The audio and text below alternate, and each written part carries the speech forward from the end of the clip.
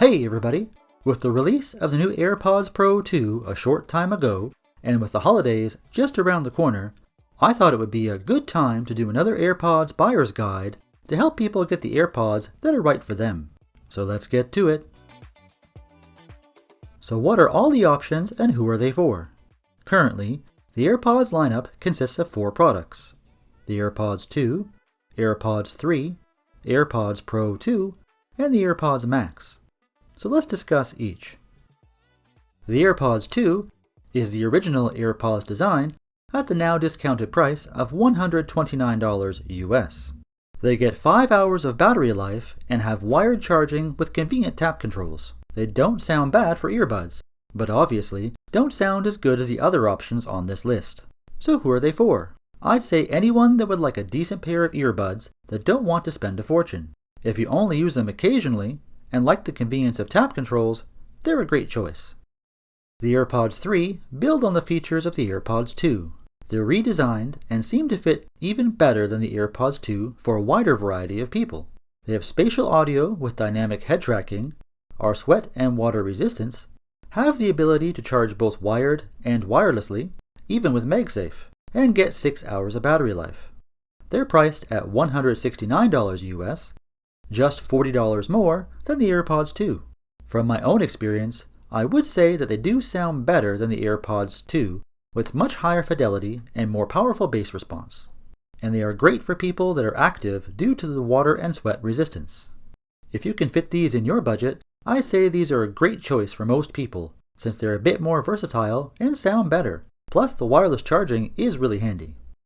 Next, we have the AirPods Pro 2 with increased battery life, better Find My integration for both the earphones and case individually, and a new extra small ear tip for increased fitting options. They are also water resistant like the AirPods 3. They also have much improved noise cancellation with what's now called adaptive transparency that really does work well. Some say even better than the over-ear AirPods Max.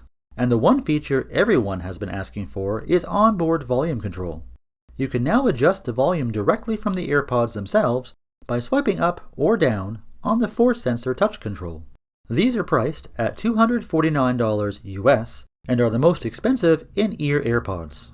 But I will say they are worth the price if you can make them fit your budget, as they sound amazing and have the best noise cancellation I've ever used to date.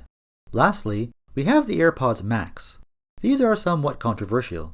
They are the only over-ear headphones in the lineup and are by far the most expensive at $549 US. You get most of the great features from the earbud lineup, such as spatial audio with head tracking, active noise cancellation, and transparency mode, but only wired charging and a 20-hour battery life. They are not really for active use as they are not sweat or water resistant. But they do sound amazing. Some say they are overpriced and say they are comparable to some offerings from Bose and Sony that are less expensive, but they are the premium Apple over-ear headphones. I enjoy using them when I'm out for a walk, want to concentrate on work, or do some work in a public place like Starbucks or the library. The noise cancellation works really well on these, and I've also found them to be great for phone calls. So who are these for? I'd say they aren't for most people, but anyone that is willing to pay the Apple tax premium for a premium Apple headphone experience that doesn't expect to use them for the gym. And that's Apple's current AirPod lineup right now.